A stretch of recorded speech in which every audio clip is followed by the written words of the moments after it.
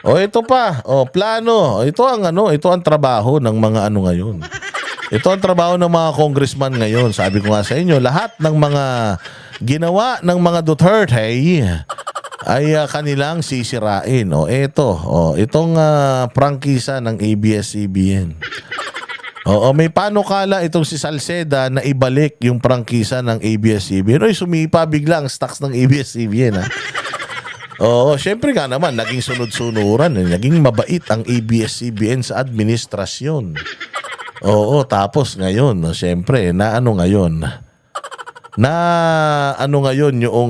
itong ABS-CBN, nagbabadya ang pagbabalik ng kanilang prangkisa. Palakpakan natin. Pakinggan natin kung ano itong balitang to. Inihain ng panukala sa Kamara na bigyan ng prangkisa ang ABS-CBN. Si Albay Congressman Joey Salceda ang naghain ng House Bill 11152. Sa ilalim po nito, bibigyan ng 25 taong prangkisa ang ABS-CBN para mag-operate ng telebisyon. Papayag ba kayo dyan? Tandaan ninyo, bakit ba nawalan ng prangkisa ang ABS-CBN? Bakit nawalan ng prangkisa ang ABS-CBN? Una sa lahat, maraming nilabag ang ABS-CBN. Itong ABS-CBN, nag-expire yung kanilang kontrata. O yung prangkisa nag-expire. Bago pa kasi dapat mag-expire yung prangkisa, dapat pinaprocess mo na. Pero hindi sila nag-process. Bakit? Napakarami nilang violations. Napakaraming mga kasong nakabinbin at idinidemanda sila ng mga tao nila dahil nga walang nare-regular dito. Marami akong kilala dito, mga cameraman, putang ina 15 years, 20 years, hanggang ngayon contractual pa din. Ganito kahayop itong kumpanyang ito.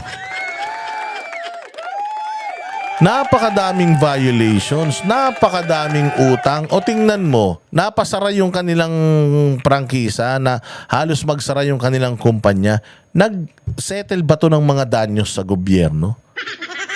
Nagbayad ba ang mga hayop ng ito ng mga utang nila, pagkakautang nila sa gobyerno? Mantakin mo, ha? Ang liit ng binabayaran nilang buwis kumpara sa buwis na binabayaran ng ibang mga media outlet. Hindi pa nila nababayaran. Saan ka naman? So in-expose ito ni Rodante Marcoleta at ni Mike Defensor noon. At talaga naman convincingly na-expose ang ABS-CBN, yung dami ng kahayupan nitong ABS-CBN at pagkakautang sa bayang Pilipinas. Ang tanong, Salceda, ang tawag dito? Gusto mong ibalik, nire-request mong maibalik yung prangkisa nila. Nag-a-apply ba sila? Ang ina ka, hindi naman sila yata nag-a-apply. Bakit mo bibigyan ng prangkisa? Besides, kung mag-apply sila ng panibagong prangkisa, na na ba nila? Na-settle na ba nila yung mga issues nila with the government, yung utang nila sa gobyerno? And mapo-provide ba nila yung mga requirements na kailangan sa pagpa-file ng prangkisa? Kasi technically, itong ABS-CBN na to, wala na tong prangkisa, so starting to from scratch.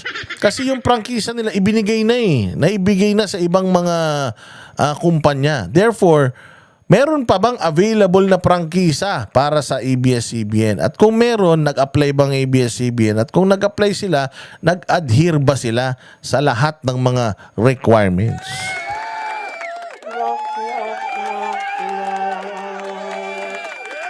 Yun. Bayaran muna nila yung pagkakautang sa bayang Pilipinas.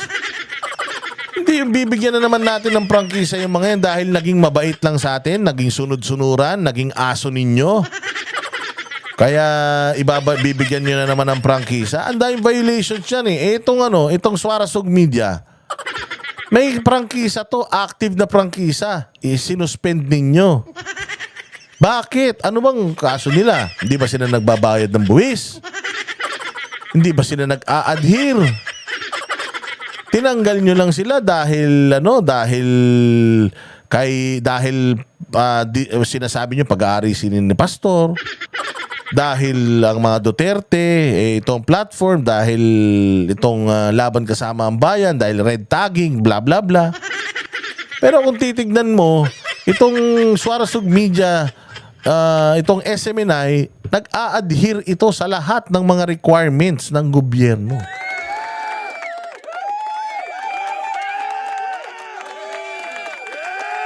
So, eto, sabi ko nga sa inyo, lahat ng mga kriminal na inilagay ng administrasyong Duterte sa tamang posisyon, sa basurahan na nararapat sa kanila, kinakalkal netong mga basurang congressman at binabalik, inire-recycle para kulang pa yung kasalukuyang mainstream media na nagpupropaganda para sa kanila, kulang pa kaya kailangan ibalik ang ABS-CBN.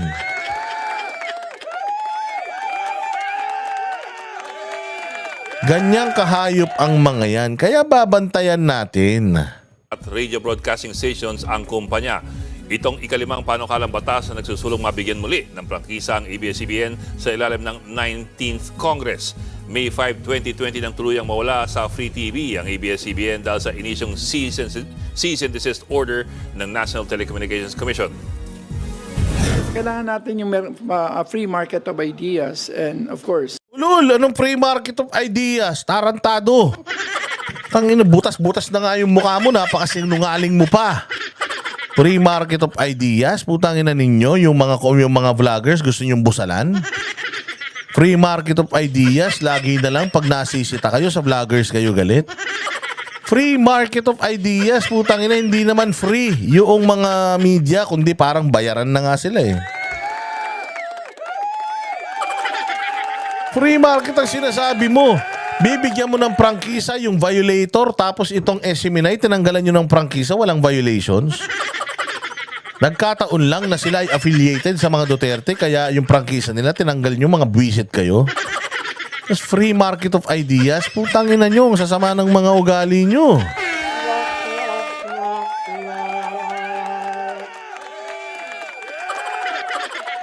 Ang pangit mo na nga, pangit parang ugali mo. Walang free market. Yung pa talaga, free market of ideas. Puchaw, sa tingin mo, sir, merong freedom of speech pa dito sa Pilipinas? Lahat na nagsasalita paano against sa gobyerno, pinubusalan nyo lahat ng mga rally, dinidisperse ninyo lahat ng mga peaceful naman na pagtitipon, sinisindak ninyo. Mga hayop kayo, tapos free market of ideas? Kung talagang free market of ideas, putangina, walang pigilan. Walang take down ng walang reportan. Banatan lang, bardagulan lang. Ganyan naman kasi nung panahon ni PRD. Bugbugan lang, bardagulan lang, kagatan lang, walang sumbungan. Walang demandahan, walang patawagan sa Congress.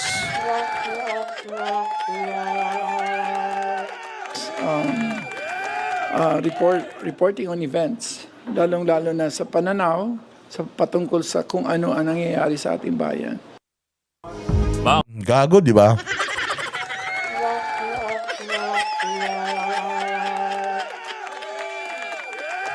Kahit no Salcedo to, napakasinungaling. Wala bang free market of ideas ngayon? Wala bang free market of ideas na wala ang mga... Wala bang free market of ideas na wala ang ABS-CBN? Meron pa din naman wag nyo na idagdag ABS-CBN. Okay na yan, nananahimik na sila. Mabuwasan man lang yung mga bias na media sa Pilipinas.